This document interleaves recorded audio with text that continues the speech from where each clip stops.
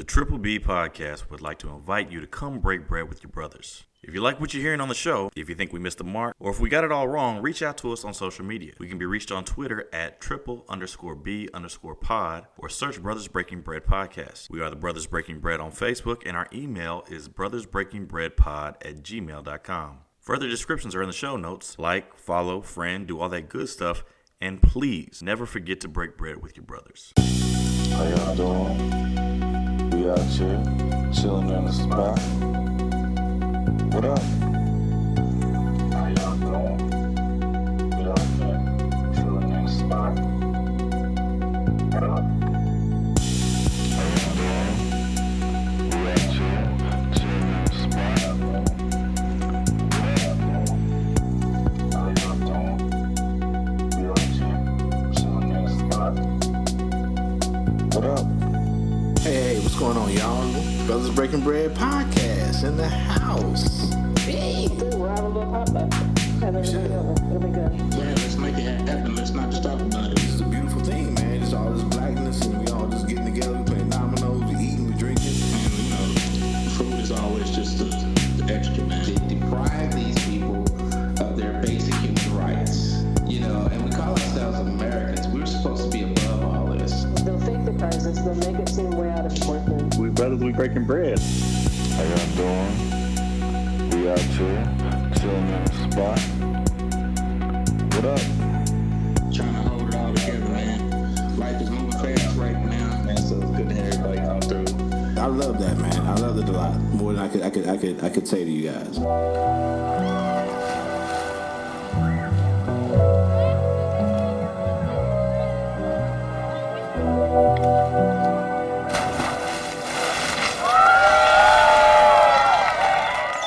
Lipstick lover, lover, lover, lover, lover, lover, lover. My lipstick lover, lover, lover. I like lipstick on my neck. You let me know I'm your number one select. I like lipstick on my neck. Hands around my waist so you know what's coming next. I wanna feel your lips on mine. I just wanna feel a little tongue, we don't have a long time. Ooh, you're talking nasty and I like it. Whisper in my ear, only me you can hear. I've seen it from the back and I'm excited. Tell me what you do when we walk up in the room, yeah. Always something nasty, we can try it. Bite me on my neck and you know what's coming next. We can make a movie, I can write it. Let's just make a move, baby. Cause for your love, I'll take my time. Like it's the radio station. Not gonna be like, welcome to the Brothers Breaking Bread Podcast. And that's the lovely KC metro area Janelle Monet, Slagle graduate, class unknown. I think We gonna tap into her story though at some I point. think you just this did season. it. I think you did it. I don't know if I told you because I didn't do a 3, 2, 1, but we started. So Oh, well there it is. hey, because I'm a little out of practice at running the show, so we just gonna come in from the back door. Apparently, We like gonna stumble through this mofo together, I guess. apparently, like Janelle's accustomed to doing. Let me stop. So We not gonna go there. we not. We will go there, but just not this moment. So Indeed. Yeah, that was first and foremost. Welcome to the Brothers Breaking Bread. We got a brother and a sister. We kind of skeleton crewing it. I think we got folks that are busy moving and doing things, shaking, and they got things going on. Our normal host, Donnie Bosco, is out and about, I think, moving kids into dorms, or I think it was a graduation ceremony, right? yeah, graduations this weekend to the middles. Indeed. So shout out to the twins. Congratulations. Yes, kudos to those young men. Absolutely. If Ada's anything like me, she's got a big track meet tomorrow. So I don't know if she's going. That is what she was saying. No, absolutely. Yeah, this is the week of sectionals. So I know she has a meet tomorrow. I don't know what her stage of preparation is, but my plan is to get in, get out, and get to bed because I gotta get the kids up in the morning and get them out to Warrensburg. So Hopefully, we'll get a few kids on the state. I want to shout out my godson on the Kansas side. Just qualified in 4x1 today. Kudos. Yeah. So shout out to young Jason Jones. His dad is responsible for the Brothers Breaking Bed marquee. So absolutely. What's going on? Well, shout out to Lady Lavender. She had to have a hard conversation with with her youth this week that resulted in crazy eyes. So I thought that was quite comical. So kudos to her and her track endeavor tomorrow. On my end, been blessed with an awesome opportunity. So I'm looking at some job advancement, and I'm super excited about that. And Nikki and I have started back recording, so the Psychology of the Hustle will be dropping soon. And I got permission to do my own shit. So Nikki strongly encouraged me to step out and work on my own podcast. So that's something that I've been working on too. So it's been a busy week. Hold up. Details. We need you to speak on that. What's up with it? Oh, so my platform is going to be Plush Pal, which is my writer's name, book dropping in October. Plush Pal presents, and it's just an intimate conversation platform. It'll be myself and usually one other person, and it's going to be like a real cool phone conversation that folks get a glimpse of. So I'm excited about it. I do suspect that not all episodes will be dropped, but I do plan on having my homegirl Angenique on, and then of course I'm gonna get all my Brothers Breaking Bread family on one at a time, so that way we can be within ratio.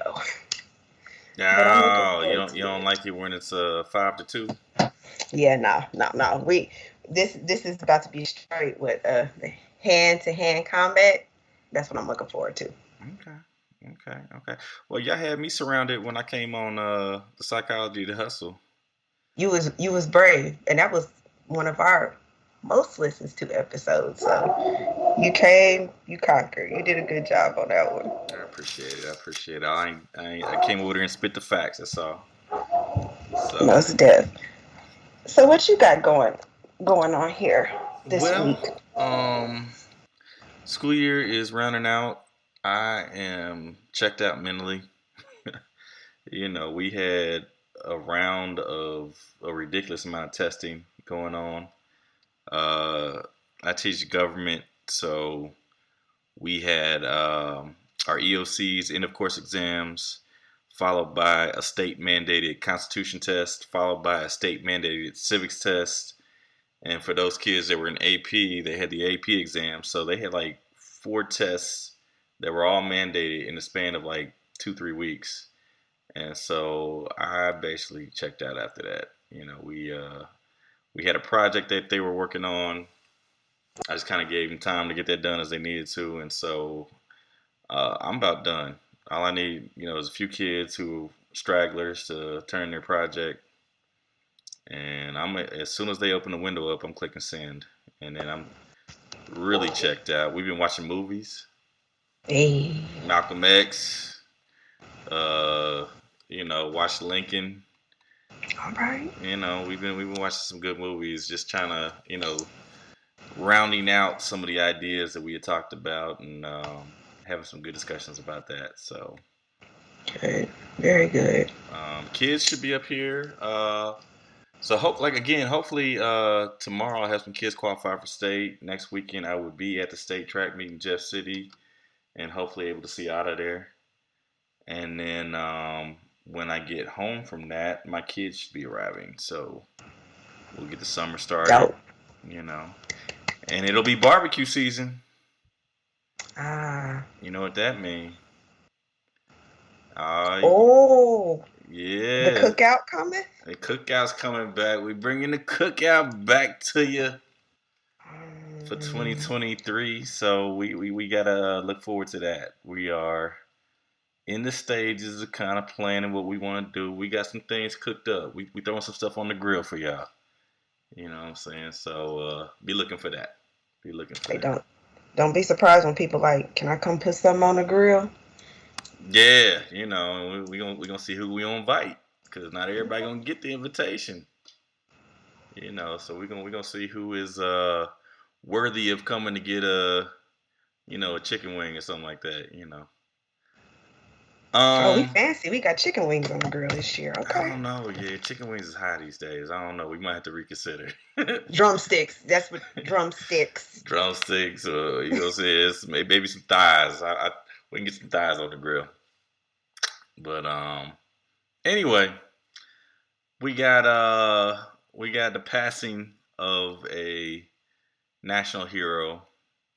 I didn't get the Lonely Man music. I didn't get the Hulk theme. Boom, boom, boom, boom. I didn't do it. So you just gonna have to imagine the little send off. Yeah. But for Jim Brown died at 87. So for those of you who don't know, Jim Brown was the marquee running back in the NFL for a decade, and was basically the standard in which a lot of people look back to for what a great running back should be, even to this day. Not only was he an outstanding football player, I think Kim wanted to point out that he also played what? Lacrosse. Lacrosse. So we were finding out what university that was. No, we did not. I'm still. Wait, Syracuse. Syracuse. I knew it was on the East Coast. Yeah. Okay. So he's in the Lacrosse Hall of Fame, I believe. Yes, he is, sir. And he is definitely in the NFL Hall of Fame.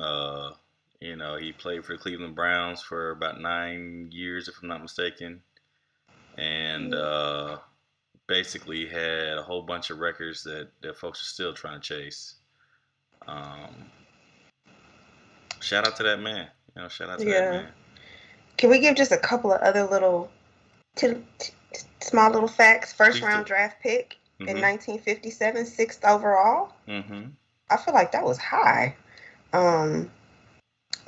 We kind of touched on his philanthropic career. Held a summit in June 1967 in support of Muhammad Ali when he refused to serve in the Vietnam War. Yeah, we talked about that briefly when Bill Russell passed, because Bill Russell was also there. So, Yeah. I think the only one still alive from that summit that was of note is Kareem. Yeah, so. I just saw he was in a commercial here recently. Mm-hmm. I do believe. Yeah, very sad moment. Very sad moment. He had an acting career. Dirty Dozens. He was in the Dirty Dozens. Okay, I never watched Dirty Dozens. I believe it though. But I do know he was in Any Given Sunday. Any Given Sunday with Jamie Foxx as the quarterback and LL Cool J and them actually fought on the set. So, yeah, that was a wild movie. Lawrence Taylor was in that movie too, right? LT was in that movie too. Yeah, absolutely. So, he had a little bit of an acting career. He was an activist, as we said, and he was involved in activism towards the end, hanging out with Kanye and Donald Trump in the Oval Office. Mm-hmm. Is that what needs to be brought up? I don't know. No, we're gonna leave certain aspects out because he had a little bit of a DV history too, so we're just gonna breeze past that. I'm not sure where he ended up in his political leanings, but we do know that he started out on the right foot. So we'll leave it there and choose to remember the good things. You know what I'm saying? So Jim Brown was a legend. Salute. Big facts. Salute. So, speaking of things we would like to pass over, this brother Ron Desantis is trying to pass over diversity, equity, and inclusion programs in the state of Florida. Speak on it. Yeah, so Florida Governor Ron Desantis signed legislation that bans all state funding for diversity, equity, and inclusion programs in the state's universities on Monday. DeSantis signed the legislation SB 266 on the campus of New College of Florida an institution to which he has made drastic changes this year. In SB 266, it prevents any public university from using state funding to pay for DEI programs, and it also grants university presidents more authority over hiring practices. Hmm.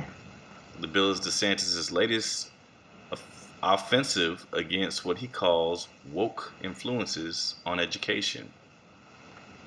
Recent years have also seen him pass legislation against parents that grants parents more authority over the children's education in elementary, middle, and high school settings. Hmm. Yeah. So, what do you think? I think it's cuckoo for Cocoa Puffs that this man is giving parents more rights over their children's education and less rights over their medical rights, which I think is odd because he just passed a bill. He just signed something in regards to gender affirming care for trans youth, and we kind of talked about that in the pregame. But this whole, I'm still trying to wrap my head around it. So basically, what we know as history is not going to be taught as history because it's too offensive to certain folks who were the offenders of history or offenders in history. And so, beyond teaching the history, he's not going to be teaching or allowing the current day issues to be brought up because he's talking about diversity, equity, and inclusion projects. So if you are, in a place that is not, addressing certain issues or creating a hostile working environment because of your ethnicity, background, personal choices, whatever. If you have that program at your university, you're not getting state funding. That's really wild to me. That is. Yeah, I don't know. We got some fragile people out here, some fragile folks out here, and they don't they run around calling people snowflakes. But then when you say, "Oh my God, there's a DEI program," who's a snowflake now? They out here melting. So I don't know, man. It's pretty wild. There was another article that came up in the chat group. I'm not sure it came into both of them, but there was a teacher who I think got in trouble in Florida for playing that new Disney movie. Oh, you talking about the high school teacher and she didn't even know that it applied to her grade yet? Yeah, was she a high school teacher? Yeah, she was a high school teacher. What's the name of the movie? I know I took my kids to it, but I forgot the name of it. Let me get back in there and see real quick. But I don't know. My daughter told me that they stole the theme from one of the remakes or like the follow-ups to Aladdin. Strange World, I think World, maybe. Yeah, Strange World. So I think like the second or third Aladdin apparently had the same theme. That's what my daughter told me. And then I didn't even know it was a second or third Aladdin. Yeah, Return of Jafar. back in the those went straight to DVD. You know what I'm saying? I don't think they went to the theater. But I think what they did is they took it, repackaged it, and sold it in this setting, from what I understand. Because we went to go look on Disney Plus for it after the fact, and it was gone. So I'm sure I got like an old VHS around here somewhere. If I want to look for it hard enough, I could probably find it. You know what I'm saying? But that might be a collector's item. Maybe. Okay. But eBay. Say again. I said eBay. Yeah, maybe. So, Strange World. You get a chance to see it? No, I haven't. I haven't gotten a chance to see it. I need to put that on the to-do list. Is it? I mean, I believe from what the article says, it's an LGBTQIA character somewhere in the cartoon. The Disney film features the story of a family explorers and features a gay character. Yeah, so you've got a family, an interracial couple, and they have a mixed son who is into boys. You know what I'm saying? And so it really doesn't have a whole lot to do with the plot other than representation. Sure. Because you could have easily substituted, the boy for a girl and had, a normal relationship, and I don't think it would alter the plot of the movie Right. too much. You know what I'm saying? But they chose, it was a choice to do some inclusion, and so I'm not gonna front. I was a little surprised, but at the same time, um, you know, it's something that I deal with at work. It's something that I deal with in society. It's something you deal with at church. It's something you deal with just out in life in general. And Hmm. so, it's part of life. It's supposed to happen out here in the world. So, to put them on film, I don't know. It is what it is. It is what it is. So, I mean, I uh, think go ahead. representation is key. I mean, representation matters. hmm Yeah. So Florida has banned the woke influences, and he's taken Disney to task, and he started a war with them, and thought about raising the rent on them or whatever. You know, uh, Oh. like you've heard that, right? No, I did. I mean, I knew him and Disney was getting into it, but I didn't know he was like, I'll just raise the rent on y'all. When I say raising the rent, it was taking away certain privileged statuses away from them. Maybe rezoning some of the things. I think there was talk of putting a prison right next door to Disney World, Oh. just to do whatever he could. So he started this war with Disney, but I don't know if it's over this film in particular, but I think it's over influences that Disney has had in similar situations. And so I don't know. He's trying to rush to the right and see if he can't get some votes in Iowa, you know, and some endorsements. What you think?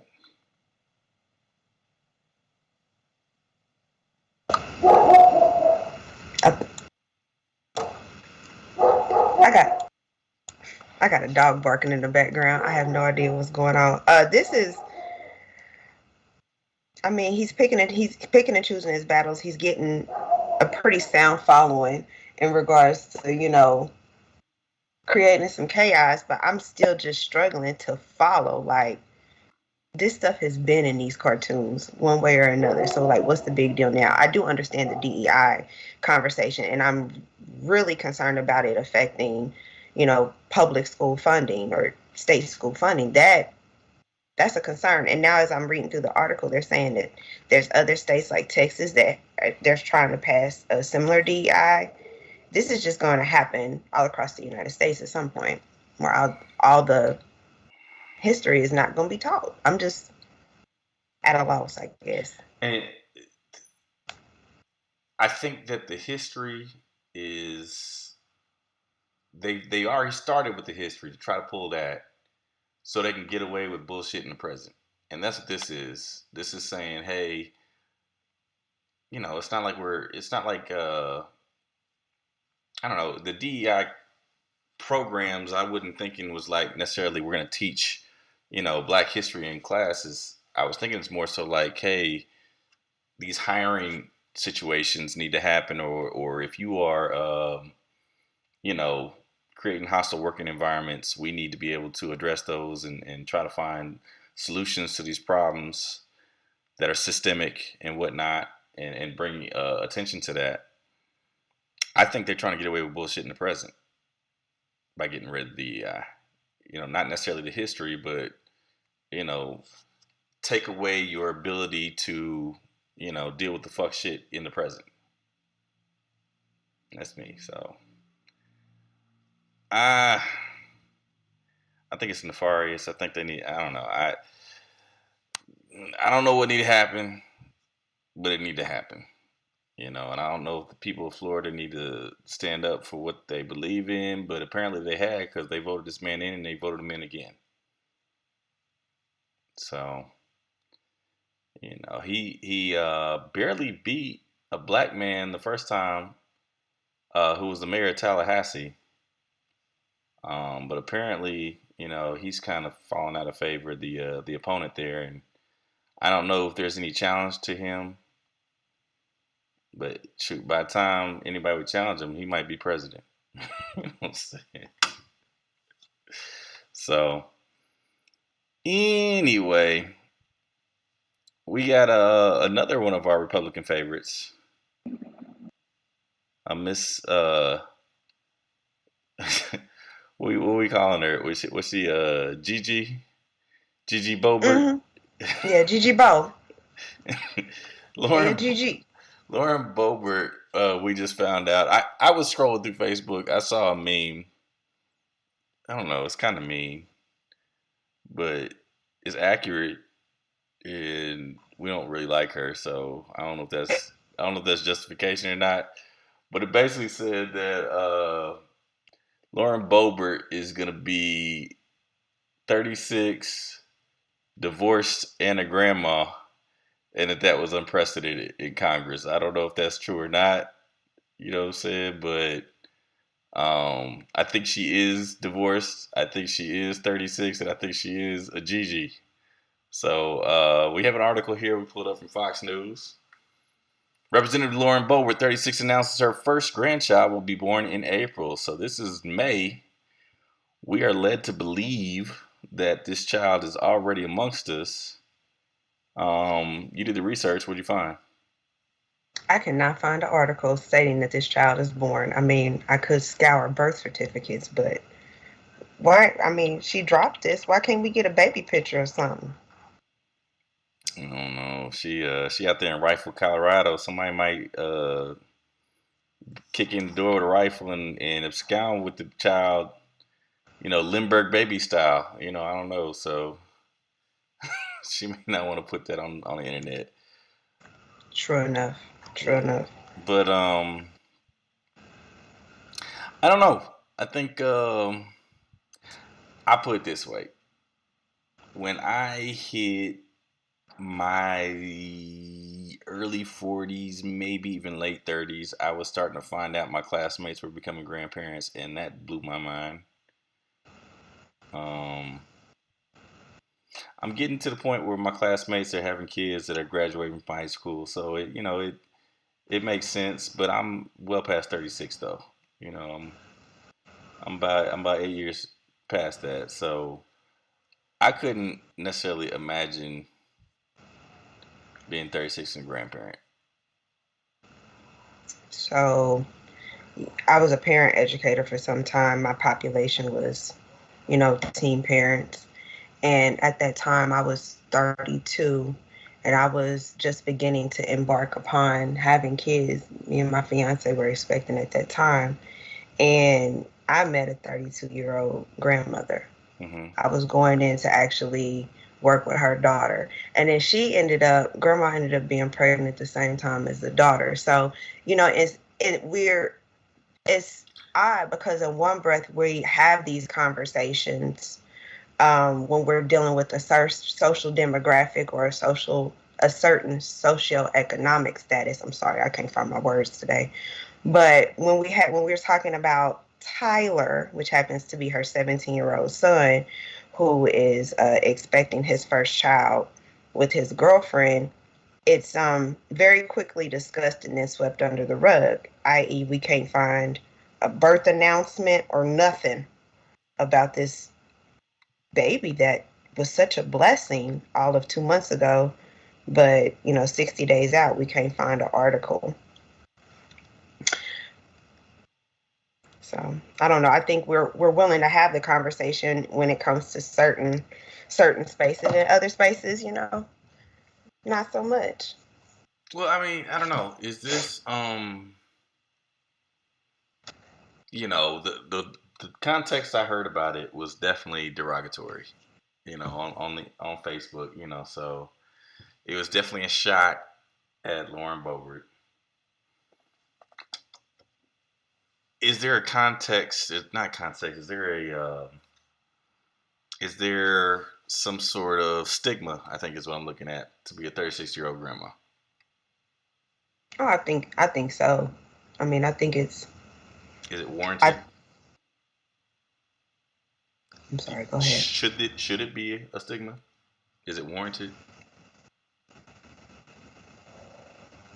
I don't think be a stigma. I think a conversation should be had.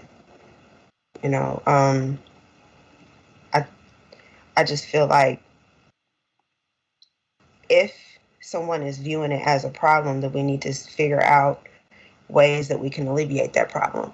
I mean, I know in my county in particular, we don't have enough resources. We don't even have STD testing in our local health department. So we don't have a means to give, and I shouldn't say it's just STD testing, but like preventative care. We don't have those options available in our health department, and we have a lot of uninsured, underinsured folks. So if you have lack of means, lack of education, you're going to see certain things. I think it's a struggle when we're looking at some of these folks who have more access and they're still having these same presentation. It's like you have the means, you have the access. So like in this particular article that I'm reading, there was a comment that was passed where she was like, oh, you know, teen pregnancy is a problem everywhere. Abortions of those teen pregnancies are higher in the urban communities. And it's like, y'all are closing out on those resources. So I think it shouldn't be a problem. It should be a conversation starter. And so it should be a conversation starter. But the thing I think that is the biggest issue here is that she is not just a 36-year-old grandma. She's a congresswoman, and she's shutting down the conversation. You know, she's out here putting out legislation to basically say, hey, you know, we're not going to give people options. We're going to go ahead and make it sure that everybody's going to have to go through it the way I went through it. You know, is that the path? So I see a quote from here right now. I was a brand new mom, and I had to make hard decisions on successfully raising my child or getting to high school biology class. I chose to take care of my child. But not everybody can afford to get a GED. You know, not everybody has that means. Absolutely. And I was saying, can we afford to put it in a situation where we're putting kids in that situation on a regular basis?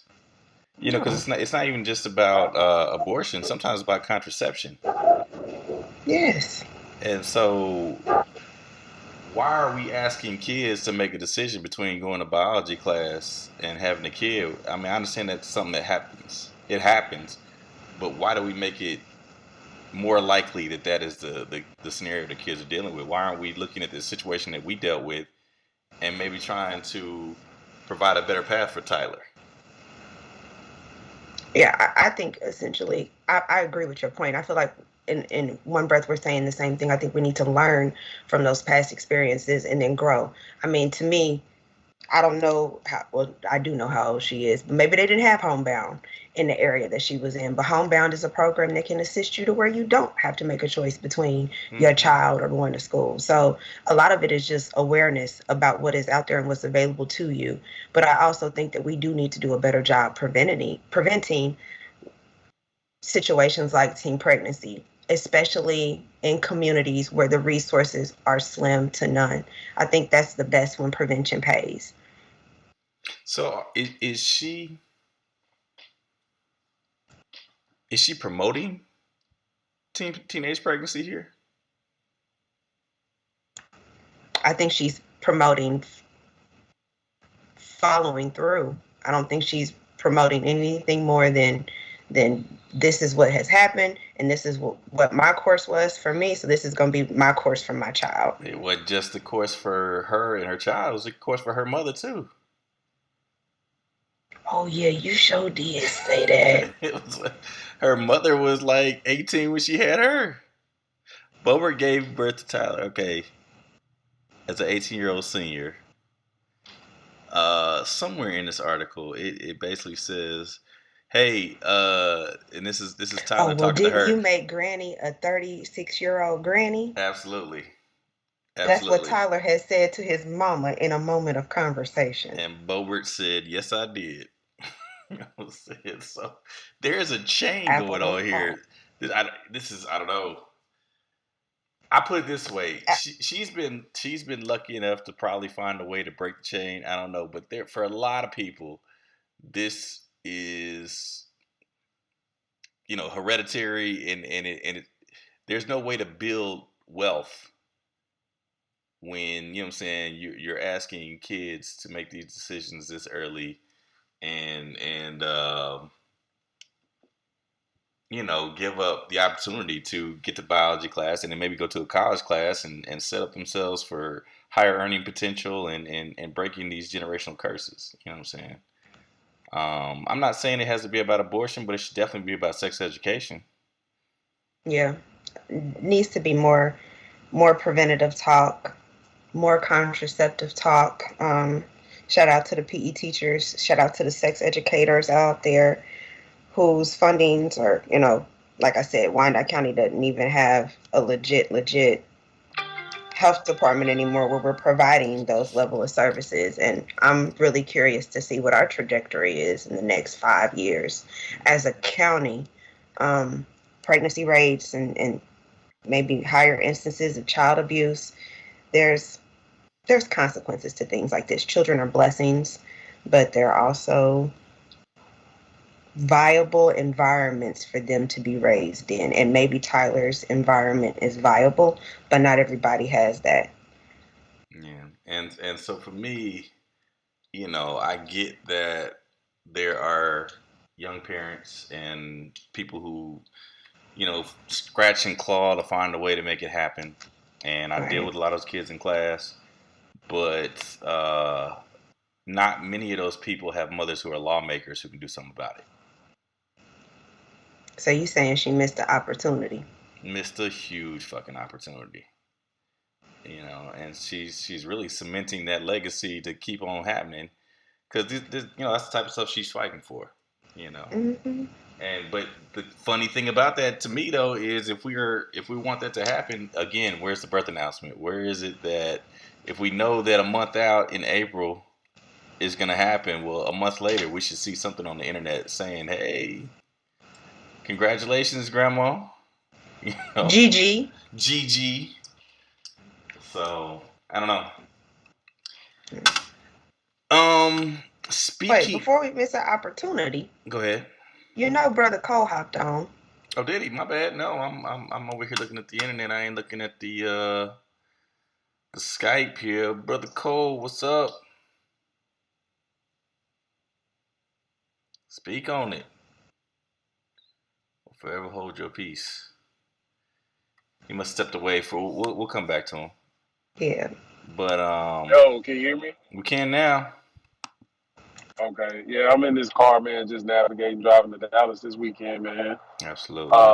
So I thought I'd check in with y'all if I can. Sometimes this road can get a little loud, so I just try to pop in and out, man. But I'm enjoying listening to y'all, so y'all keep on. I'll pop in if I can. Absolutely. You on the road solo, or you got a crew with you?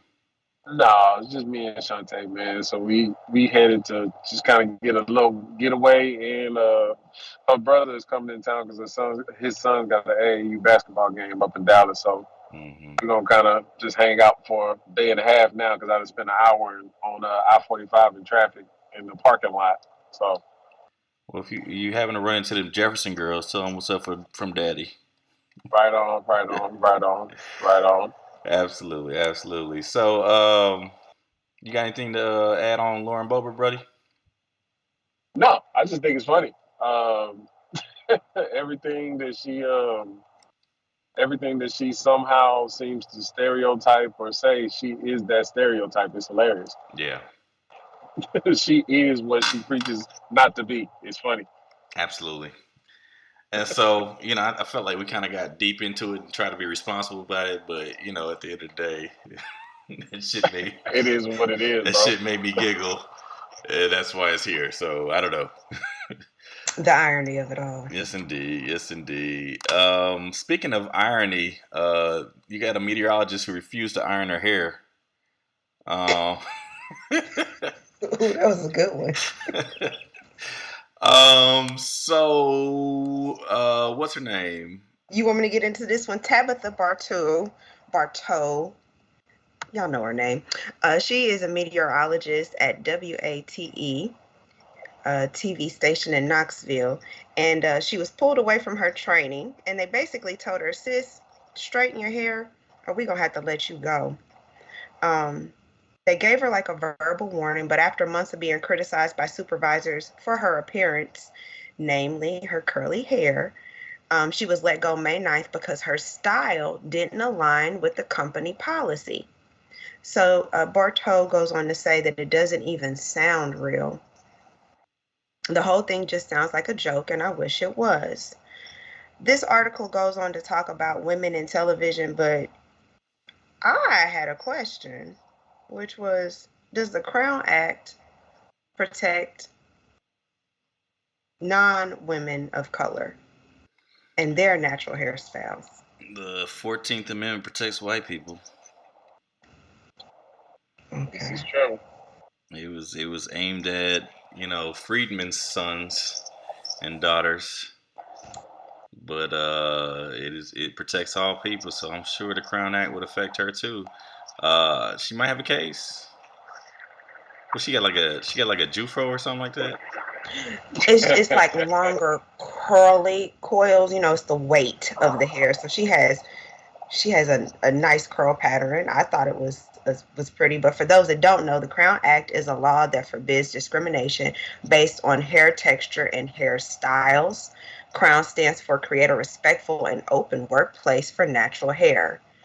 And every time I've read about it, it's been hair discrimination more so towards African Americans and how we wear our hair. But she might have a case. Well, the irony of that. I don't know. These bangs look unnatural. She flat irons those. That's a nice little bump. That's a nice 80s bang. I mad respect to her for that. Yeah, so I don't know. She may not have a leg to stand on there. I don't know. I would imagine that if the what's good for the goose is good for the gander. If the Crown Act is to apply to POCs,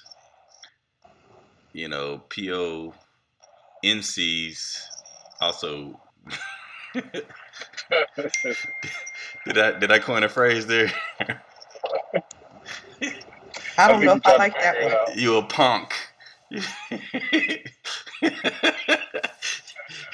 People of no color. You translucent motherfuckers. Yes, you get to wear your hair your way too. So I don't know. Anyway, I would imagine that would probably still apply. The irony. Indeed.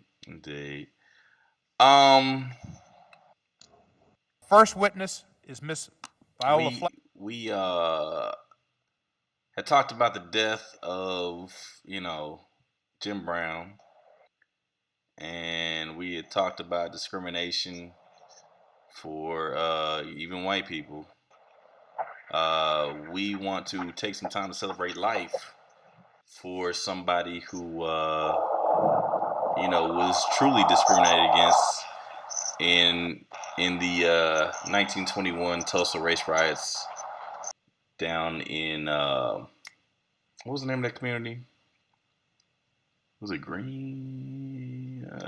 Black Wall Street. I don't know. I forgot what the community designated was, but Black Wall Street massacres. So Mother Fletcher, Viola Fletcher, 2 years ago, testified in front of Congress at 107 at the time. She was 7 years old when the Tulsa race riots happened. And, again, when we talk about the end of DEI, the end of, woke culture and trying to, what's the word we're looking for? Where they trying to whitewash out the Black history in the books. What's that called?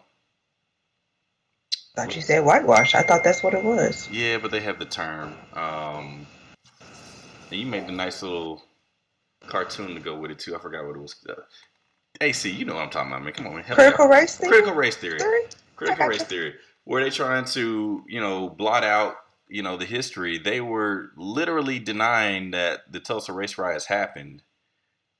And so Congress, 100 years after the fact, had to have hearings to just let you know, yes, indeed, it did happen, and we have an eyewitness who was 107. Well, guess what? Mama Fletcher is now 109 and celebrating another birthday. So, huzzah! Shout out to her. Absolutely. Yes, sir. Yes, sir. Wow. It's a blessing. Yeah, So, many blessings. so I'm gonna go ahead and run a little bit of her testimony from 2 years ago at the Senate hearings. Also known, if I can, Mother Fletcher. Thank you. I don't have a mother, so thank you. Mother Fletcher is the oldest living survivor of the Tulsa race massacre. She was 7 years old when she lived through the massacre. Mother Fletcher, you are now recognized to testify.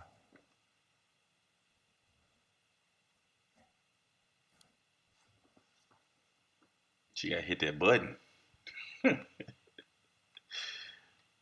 Is the microphone on? Yes. My name is that. Okay. My name is Viola Ford Fletcher. I'm the daughter of Lucinda Ellis and John Wesley Ford of Tulsa, Oklahoma.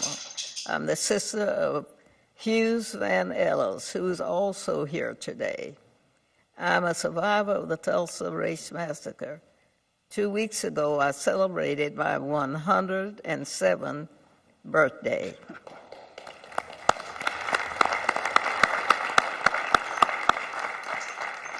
Today, I'm visiting Washington, D.C. for the first time in my life.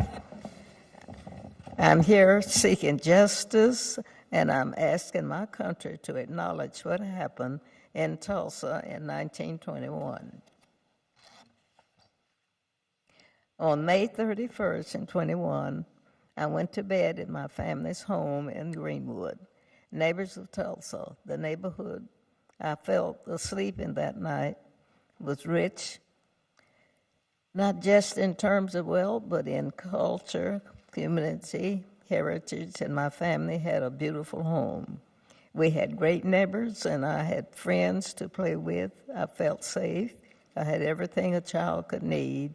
I had a bright future ahead of me. Greenwood could,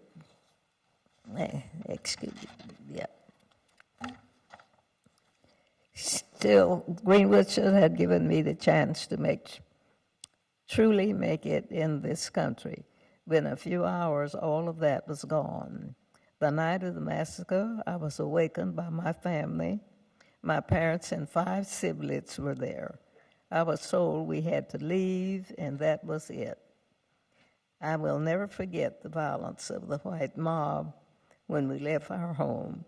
I still see black men being shot, black bodies lying in the street. I still smell smoke and see fire. I still see black businesses being burned. I still hear airplanes flying overhead. I hear the screams. I have lived through the massacre every day.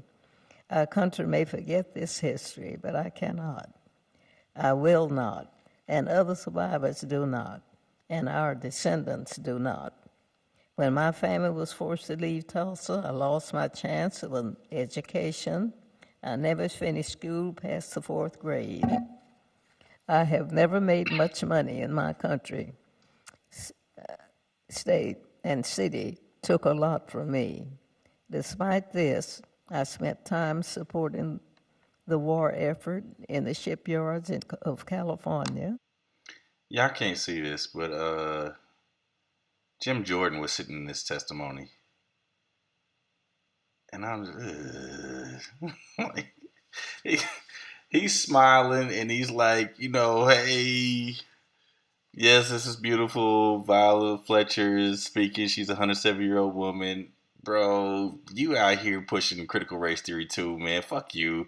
You don't get to feel all warm that we have this testimony on Capitol Hill when you over here trying to suppress the shit, which, we doing this with the right hand and then we stab you in the back with the left. That's just crazy to me. So, I don't know.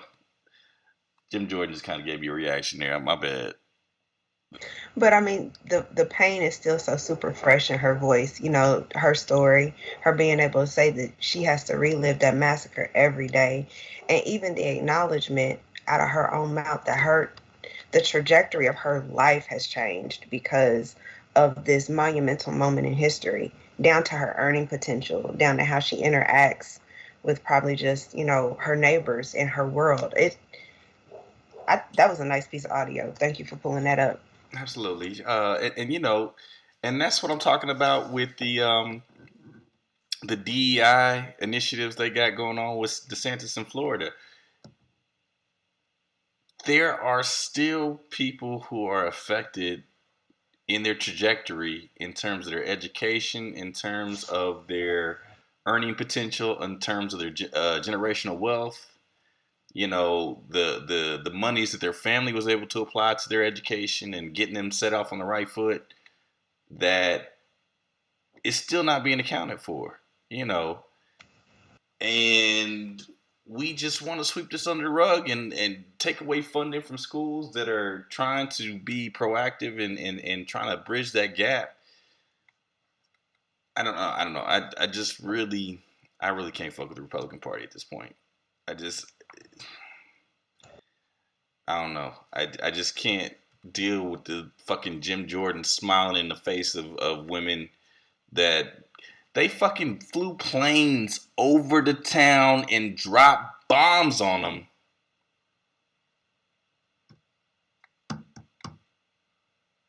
That's just wild as fuck. This is so wild. I don't know.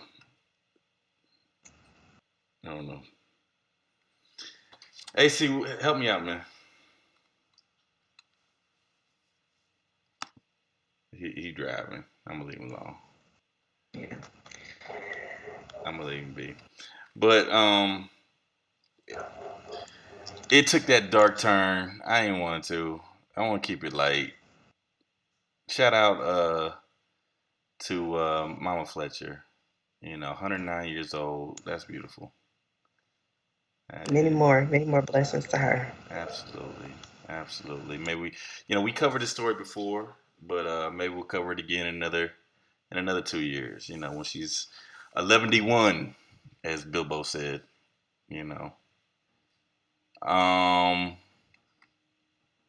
Local talent out here. What you think about Janelle Monet? Sis is a talented artist. She's an eclectic artist. Yeah, you dropped this. We're gonna pull from this article.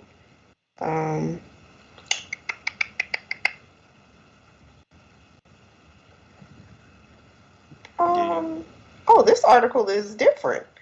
So the article that you pulled up, Joe, and shared is basically her moment of going viral.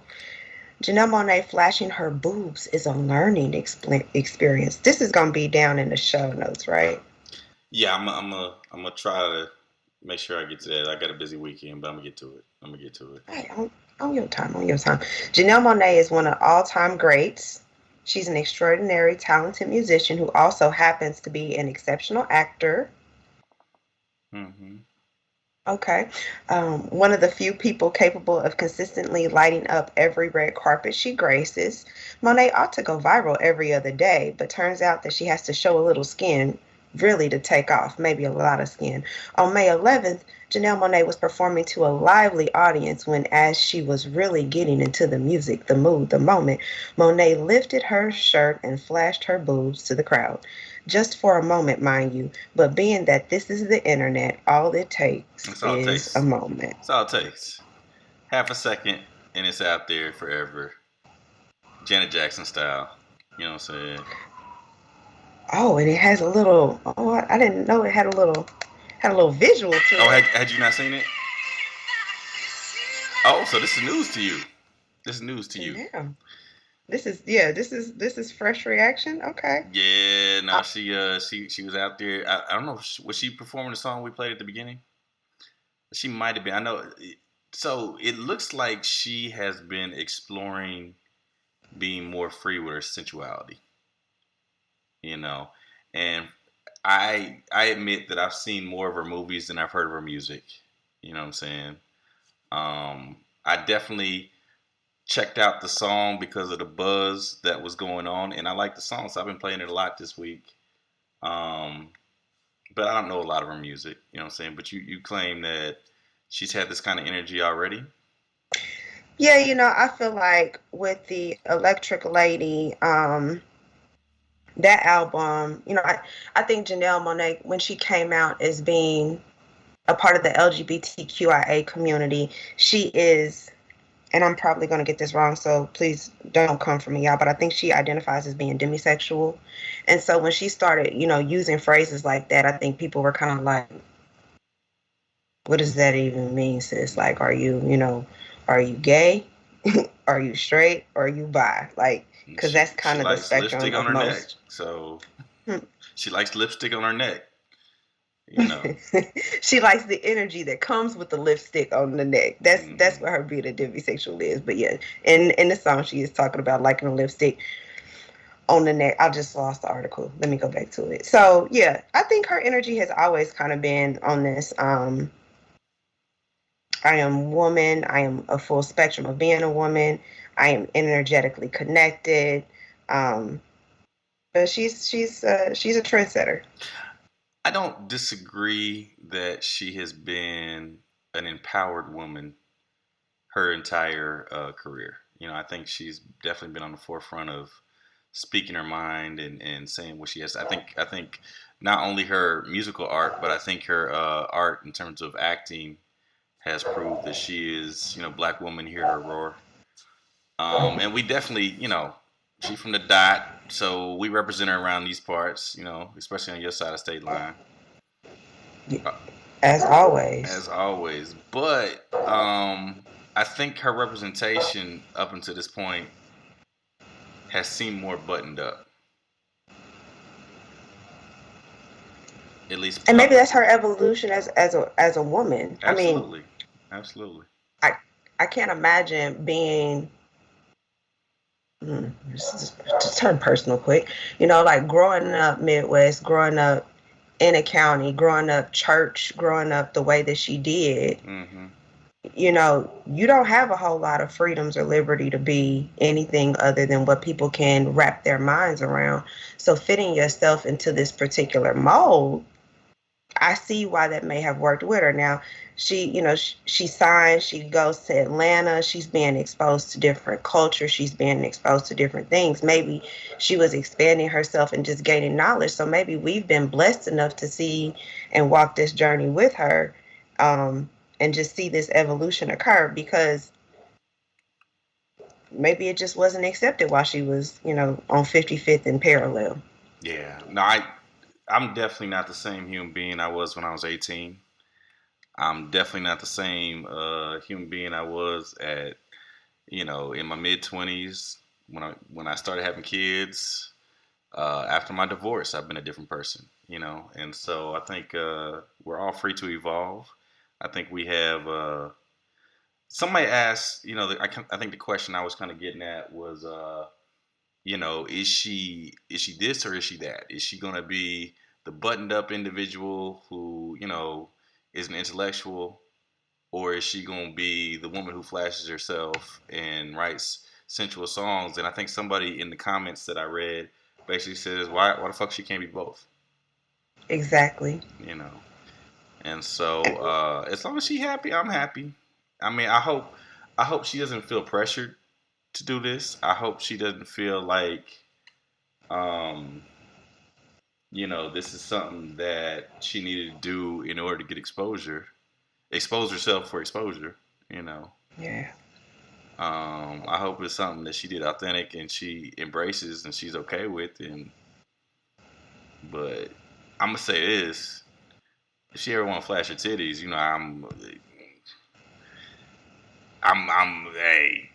I'm not gonna stop her. You and about how many views this thing done got already?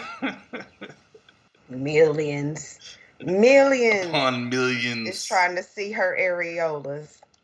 Hey, yeah, she got yeah. I mean, I'm with whatever she want to do. I'm with it. I'm in support of you know what I'm saying, Miss You Monet. support a local talent? Hey, I would be happy to support in multiple ways. Uplift, you know. She didn't need uplifting. They was Is- already sitting high. Hey, but I can help. Just set them up a little bit higher. Just in case anything's needed there. If you need any assistance, girl, let me know. I'm across state line. You know what I'm saying? You gonna have to cross the bridge. I know you down in Atlanta, but when you come home to see your people, I'm just across the bridge. You know what I'm saying? If you need any help, let me know. It only take me about 25, 30 minutes to get over there. You know what I'm saying? So, provided there's no traffic. Indeed. So, but apparently there's a lot of traffic going to her webpage and social media because of the buzz that's going on. So, I mean, how you feel about the song? The song is solid. I listened to the song. So the song in question is Lipstick Lover. We played that in the opening. I listened to the song prior to seeing the video. The song is pretty cool. Gives a nice little island vibe, a little Caribbean feel, a little bit of Jamaican wine. Yeah, it's nice. I mean, she is playing the sexuality card. It is a sexual in nature song, but I think it's a dope song. I think the video is actually pretty cute too. It's a nice concept video. There was a whole lot of toys up in that motherfucker. There were.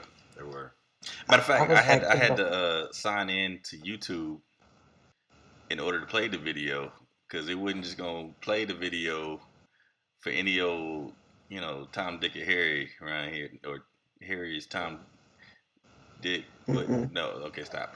Anyway, I couldn't just play the video. I had to log in, and I wanted to make sure that I didn't log in on my work profile because that would have been probably problematic. So she's got a lot going on with the video. I didn't know if that is par for the course or not.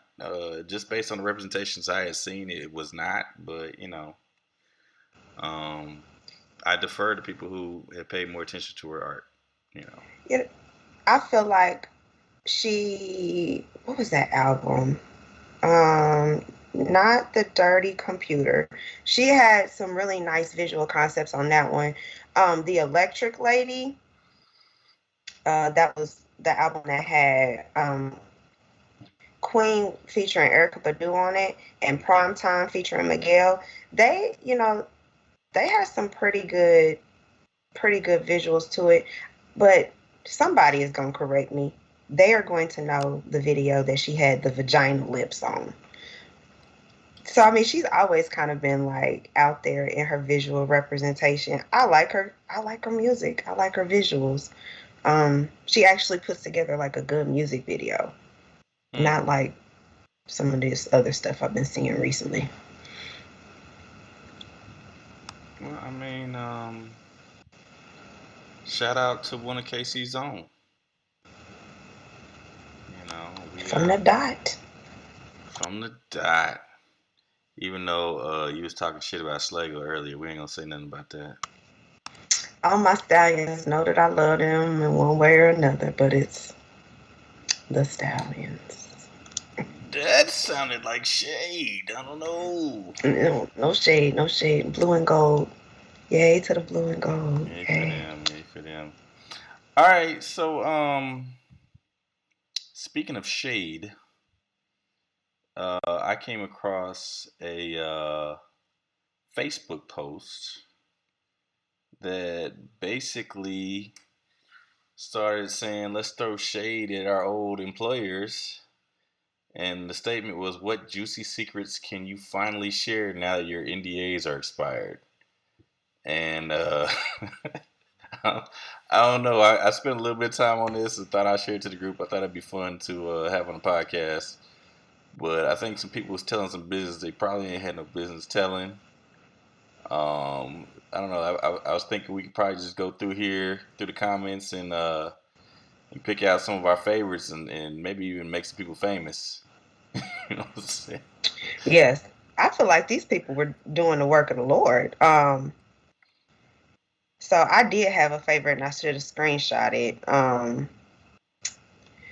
There was this one about the Good RX coupons. I thought that was a good one.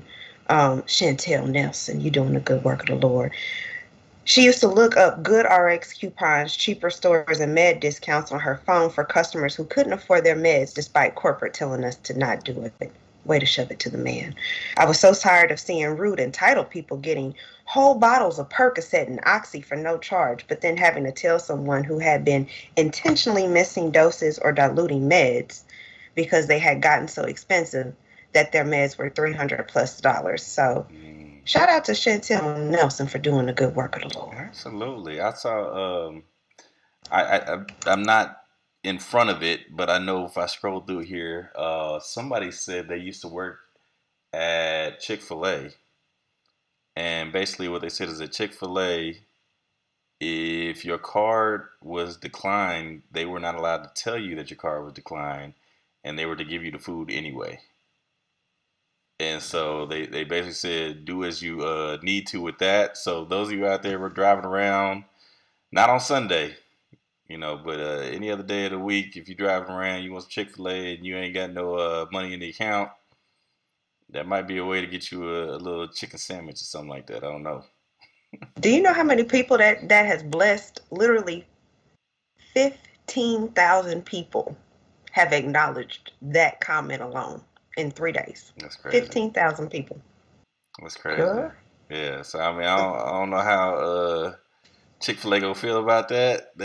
They may be coming for blood. You got a name? Let's make her famous. You got her name? No, I'm not gonna make that one famous. That one needs to be protected at all costs. Okay, all costs. She already out there on the web. It's already done. She out there. Look.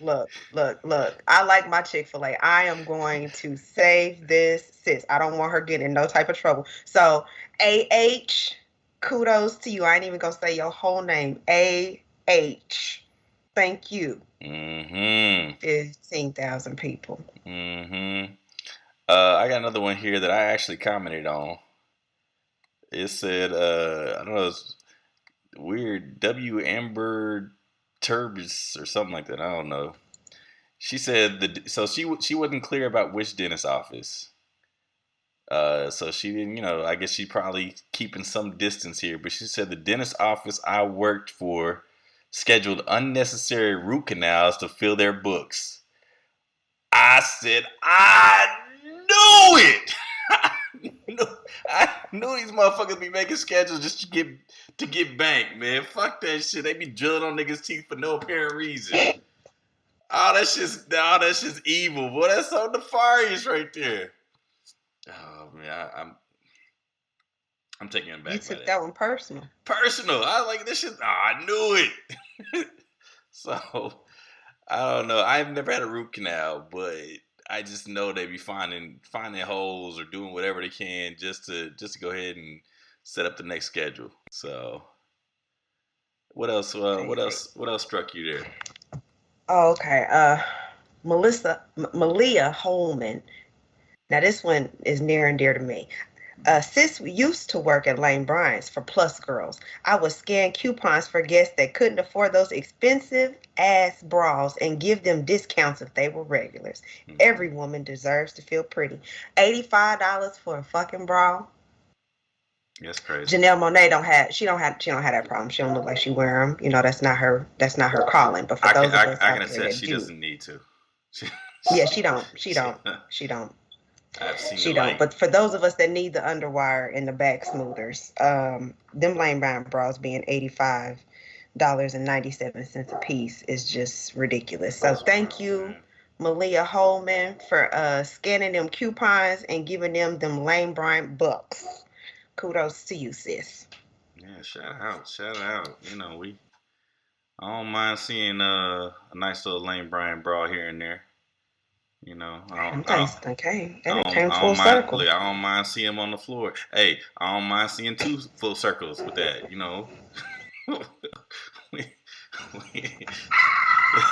I wasn't ready. Them things look good on the floor too. You know what I'm saying? So I just want to shout out to that young lady. You know what I mean? She doing the good work. Doing the good work. Let me see. Let me see here. Anything else? Anything else that comes up? No, the further we go into these, they're getting a little dark. They're talking about hotel rooms. I don't know if we can we link this? I don't know if we can or not, but it's on the mayonnaise. Petty Petty mayonnaise. mayonnaise. Yeah. Let's see here. Teresa Smith. When I worked in a well-known chain daycare, so once again, letting you know the field, but not letting you know exactly which daycare. They would tell parents the child ratio was much better than it was, and they never propped bottles. I quit the day I had 32-year-olds by myself and one got hurt. They asked why I didn't get help, even though I tried. So, Y'all, bottle propping. Now, this is my old parent educator self. I know that parents prop bottles. I know that they have to. I know that it comes. I'm not a personal fan of it, but I understand you do what you got to do. Just don't let your baby fall asleep with the bottle in their mouth. It causes teeth rot. And then you're going to have your baby set up for a root canal, which Joe now knows. These dentists is out here padding their books. Padding the books.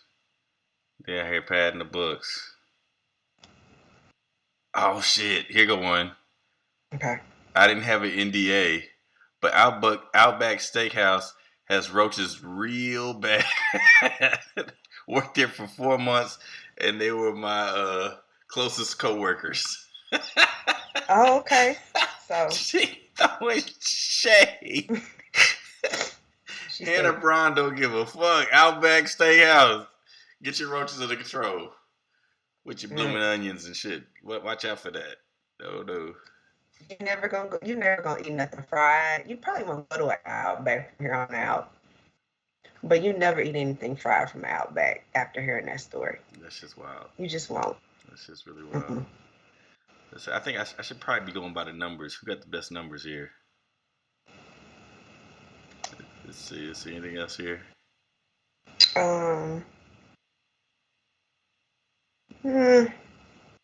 I think I know the one that I read had 15,000. I'm real kind of curious to see if I go click on Miss Teresa Smith, if I look at her page. See, this is the thing about humans. They don't always change up what they should.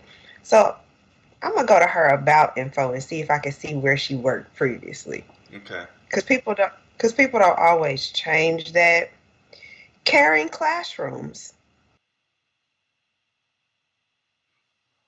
So is that you think that's the spot where they had the 30 kids in one classroom? I mean, it could be. It says no workplaces to show, but then if you scroll down, reviews given caring classrooms. That's crazy. Yeah. So if y'all out here posting y'all lives, know that people like me do go back and fact check. I just be looking. I be scrolling on the pages. Folks got time. That's a dangerous thing. I see one here with 5.9 thousand reactions.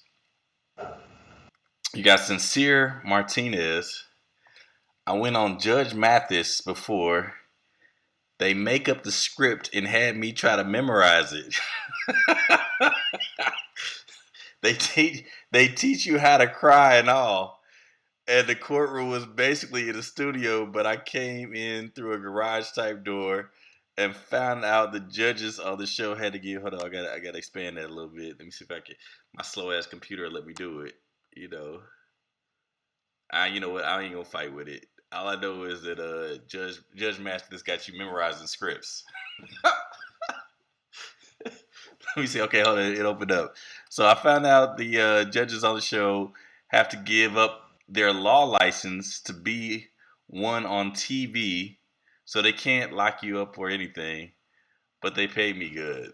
So that is strictly for TV. Wow. So this is kind of like when we figured out The Wiz was Richard Pryor. The Wiz was Richard Pryor. Well, wasn't it Richard Pryor? Oh, yeah. Behind him. Yeah, it was. Yeah, it was. Yeah, that's I think crazy. my other favorite was sometimes at Golden Corral when they run out of steak, they just cook pot roast and serve it as steak. That one kind of took me because I don't know. I I like always to wondered how they Golden did it Corral. because I was like, man, y'all giving out this steak all willy nilly and shit. Pot roast, I just mean, pot roast. the cost of going out there is about the same as a whole fucking steak from Outback where the roaches are. So Pick and choose. Pick and choose. I don't What know. you want? I'm sure they got roaches too. They probably all do. But old girl was coming for Outback. That's all I know. She sure did. Let's see. Is there any? Oh, American Idol stuff is on here. Oh snap! I worked for Hollywood Casino as a janitor. We were supposed to turn in any money we find on the floor, chips, cash, vouchers, etc. Any loose money had to be turned in. I legit found and kept every damn dollar, including two 500. Nick White.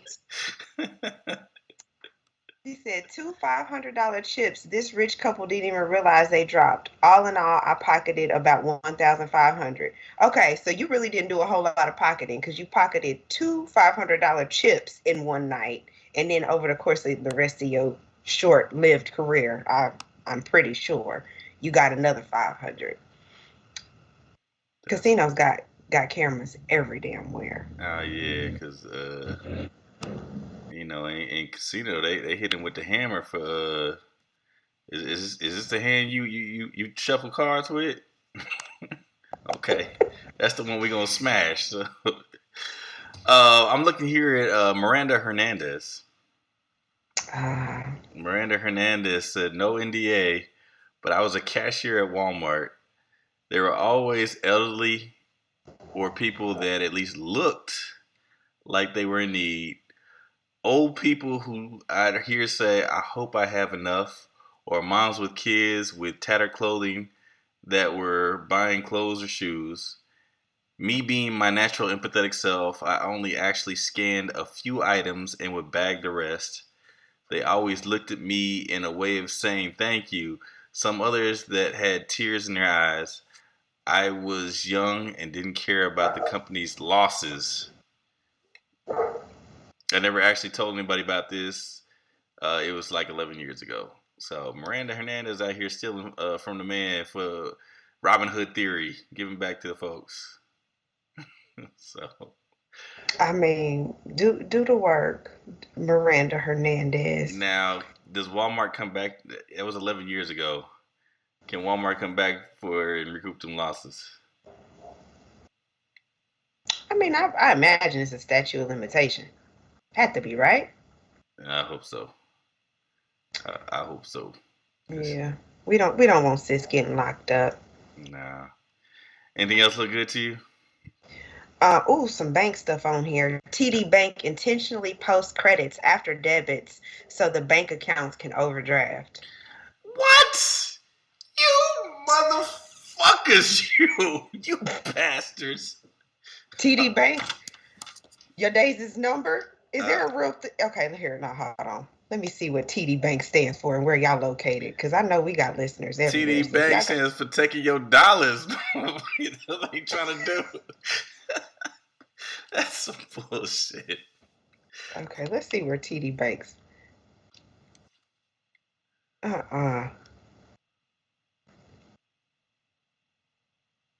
Oh, wow. TD Banks are associated with like TD Ameritrade. Did we find something right now? Come on now. Yeah, you're trying to get this. Yeah. I don't want no smoke with no TD Ameritrade. I might have some. Trying to see if my 401k and stuff is through them. That's damn bad. Y'all look at your bank statements. Make sure they're not overdrafting you. Yeah, speaking of looking at statements, I see Caitlin Booker here says that the Metro by T-Mobile's I worked in Alabama would upsell by asking you what kind of accessories you would like, earbuds, headphones, chargers, etc. And if you would refuse them, they scan them anyway, not offer a receipt, and give them to the next customer that open a new line as a thank you. Motherfucker. What? Wow. You dirty bastards. That's why I left T-Mobile anyway. Fuck T-Mobile. I don't give a shit about them. I hope Joe been knowing y'all was on some shiesty shit. That's why he left. They on some shiesty shit. Yeah. Yeah. So, hey, as soon as y'all ate up Sprint, nah, fuck that shit. I had to go. So, I don't know. Yeah. Anything else that catches your fancy here? No, I mean No. What's your personal NDA? Let's see here. I worked for Hallmark for quite some time. And they have the African American ornaments, right? So if you have some of the African American athletic ornaments, they only make, I want to say, like 1,000 to 1,005 per like major market area. So there's not that many major market areas. So those are really like high collectible items. So people thought Beanie Babies was where it was at. There was actually more stock into the African American Hallmark sports athletic ornaments if they were African American figures. And really any of the African American Christmas ornaments were really kind of like the hot topics. Those were the things that we would have to protect most, not the Beanie Babies. Okay. The Beanie Babies was cool. Okay. If I had to do one, let me say this to you. I've had the same employer since I was fresh out of college, so my statute of limitations doesn't exist. You know what I'm saying? Yeah. I'm not about to disclose anything about that, but I have had some summer jobs. Was a lifeguard fresh out of college. We were American Red Cross certified, so we went through an extensive training to, be able to be ready to be first responders. I felt like I almost had to use some of that experience a little earlier this track season. Mm-hmm. Update, that young lady's feeling much better. So very good. Did they ever find out the route? She had been trying to get back to the team, and I was like, yo, I'm going to need some sort of clearance. Mm-hmm. And so she had an appointment with her neurologist set for, I think it was last week, and then it got kicked back to this week or next week. And now she told me today that it probably got kicked like into August. And I was like, that's good. Don't worry about it. You need to probably rest. You know what I'm saying? Just let your neurons and all those things just kind of let heal. them synapses fire. Let them, all that. You know what I'm saying? Mm-hmm. We just need to relax. You go ahead and take care of that. It's gonna be okay. But with that all being said, I did work for another company. The city was running their lifeguard program when I was in college, but they decided it was more cost effective to outsource it to another company that if I'm not mistaken, still runs things. And this was about 10, 12 years ago. And I came back and worked for them. And their lifeguard program was really just trash. Like, it was a couple weekends. You had kids that could barely swim out here lifeguarding. You know what I'm saying? And the training was, brief, and they, So, I mean, it definitely was not the American Red Cross. I'll put it that way. It seemed a little fly by night. And so folks go out there swimming at your own risk. There was a Law and Order SVU episode, very similar, where this man was, letting these lifeguards pass. Mm-hmm. Folks died. I'm just saying. Be careful. Don't end up like a Law and Order SVU episode. Be careful. So they may have tightened up the requirements in the last 12 years. I haven't worked there in quite some time. You know what I'm saying? And if you go through my Facebook page, you may find out what company I might have worked for at some point in some time. I don't know. I'm not about to go through here and try to hide it. You know what I'm saying? They were certified. I'm gonna say that to you. I'm not saying they were qualified, but they were certified. Is that?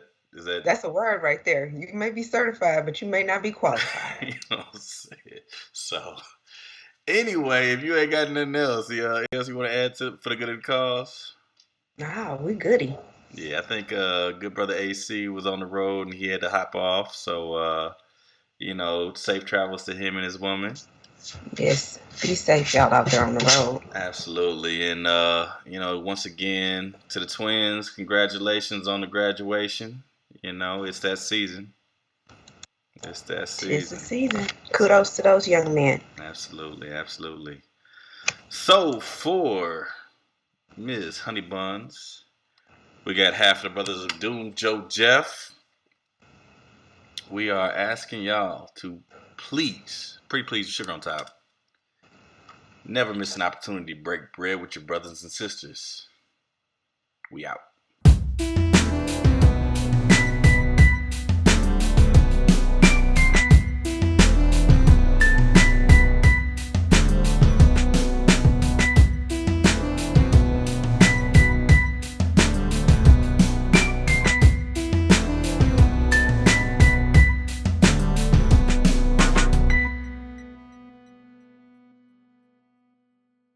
Break bread with your brothers whenever possible.